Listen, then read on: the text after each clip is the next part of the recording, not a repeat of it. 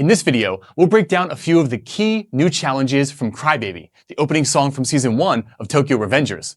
Specifically, we'll look at the tom groove from the intro and the fast single-stroke fill from the end of the song.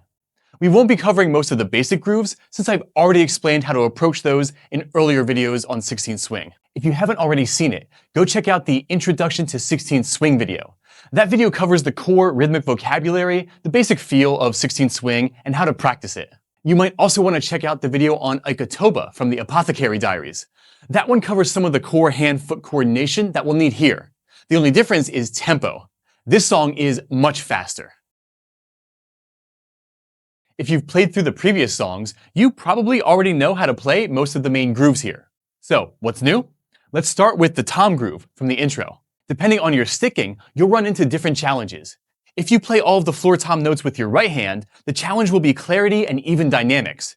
You'll really have to work the wrist to pull out each note, and it can get tiring.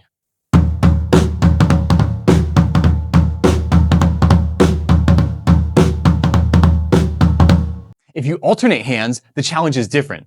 Now the main issue becomes getting that left hand placement correct, especially with that 16th swing feel.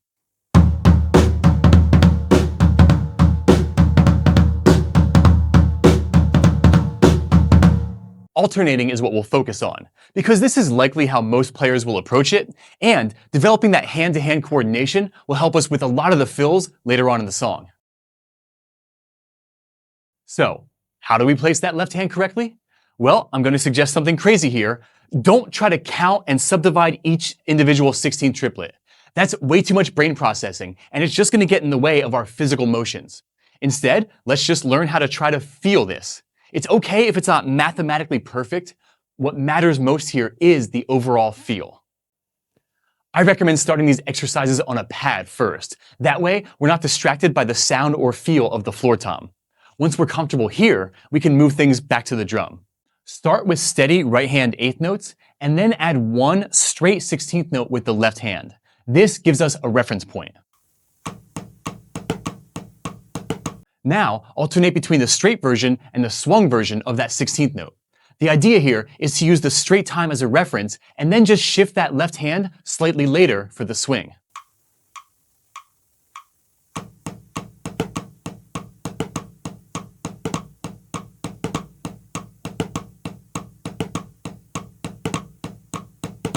Once that's comfortable, let's add a second left hand note. Same approach, alternate between straight and swing.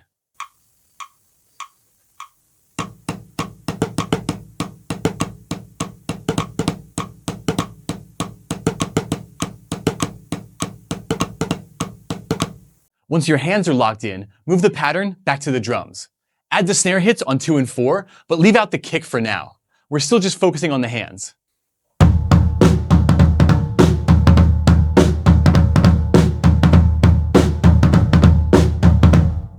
Again, the key here is to feel the left hand placement.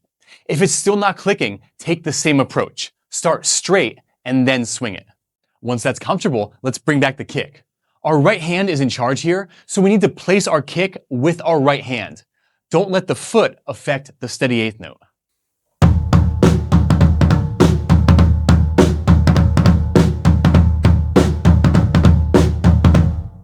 The final step is to come back to the full written part and apply everything we just learned. For the left hand timing, focus on the feeling of the swing in relation to the straight time. For the kick, try to place that foot with the right hand. The steady eighth note in the right hand is the anchor for everything.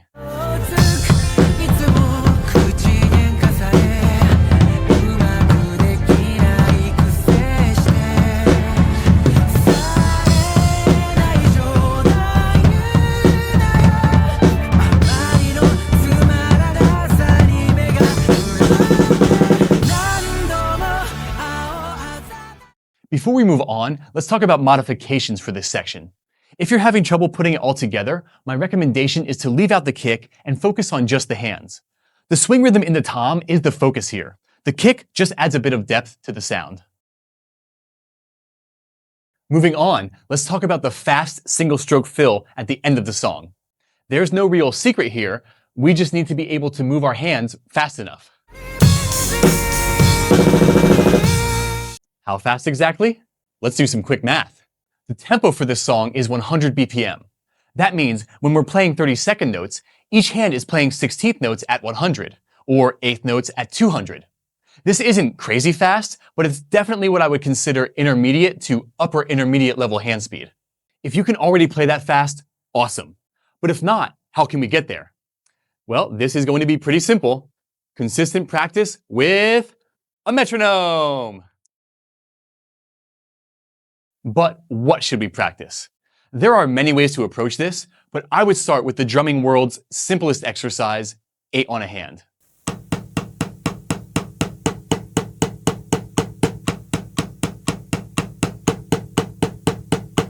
Most of you probably already know this exercise. Whether you come from a marching band background, drum set, or almost any other aspect of percussion, this is one of our most fundamental exercises. It's also something you should be doing every time you practice, as a warm-up, as an endurance challenge. There are endless ways to add variation to this exercise. Before we go any further though, let's talk about how to properly develop this. First and most importantly, we need to have the correct mechanics. Our goal here is to develop our wrist motion. This is our primary mover. At slower speeds, yes, it is perfectly fine and natural to use some arm motion. But as we speed up, these larger muscles can't keep up. So we need to learn to rely on a clean, efficient wrist motion. We also need to pay attention to our finger position. Don't close down on the stick. This will prevent the natural rebound from happening. This can cause tension and injury, so it's very important that we get this right. Keep the fingers open enough to allow the stick to bounce naturally.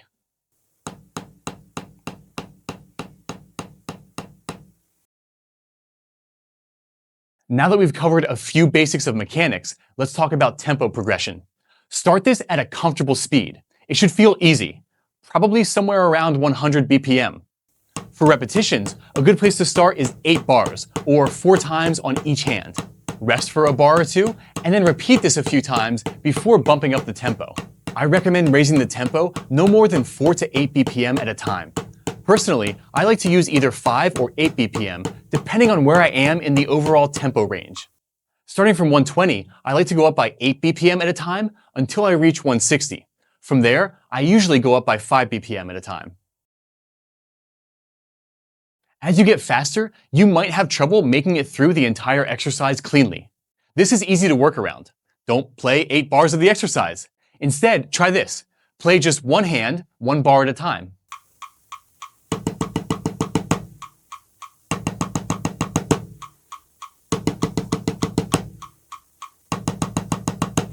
Rest between reps and focus on making that 1 bar perfect. You can continue your tempo progression this way. Once we've got the individual hand speed, we need to apply this to our alternating strokes. Here's a simple exercise to develop comfort and steady tempo.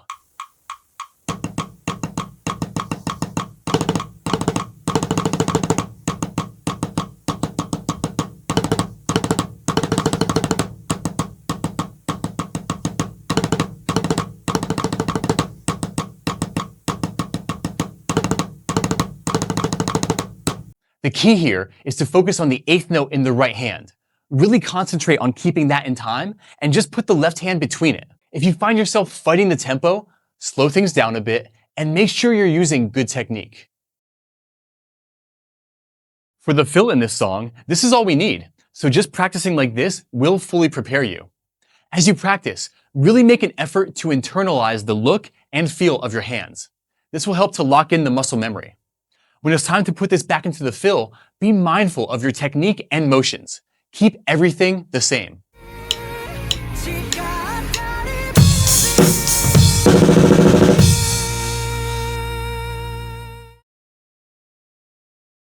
This video focused on the 2 biggest new challenges in Crybaby, that tom groove from the opening and the fast single stroke fill from the end of the song. I know there are some 6-tuplet fills too, and I'll cover those in a short, so be sure to keep an eye out for that in the next few days. As always, if you have questions on anything, drop a comment and I'll do my best to respond. Thanks for watching, and I'll see you in the next one. If you want to keep working on this song, Patreon is where all of the learning resources for this channel live. You can join the community and download the TV-size sheet music for free there. The link is on screen and in the description. Thanks again for watching, and now, the outtakes.